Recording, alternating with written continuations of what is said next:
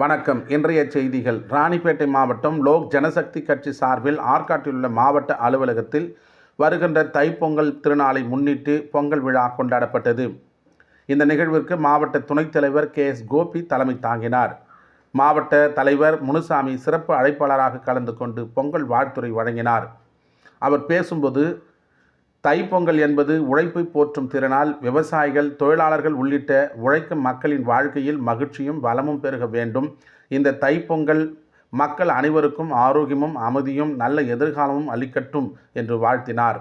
இந்த நிகழ்வில் பாபு, தேவராஜ், வரதன், பாபு, சுப்பிரமணி, சீனு, ராமமூர்த்தி, ஆறுமுகம், ஈஸ்வரன், சந்திரசேகர், அருள்தாஸ் உள்ளிட்ட பொறுப்பாளர்களும், மேலும் மகளிர் அணியை சார்ந்த மாவட்ட தலைவர் வசந்தி, சாந்தி, புஷ்பலதா, மலர், மல்லிகா, ஷாலினி, ஜமுனா உள்ளிட்டோரும் கலந்து கொண்டு சிறப்பித்தனர்.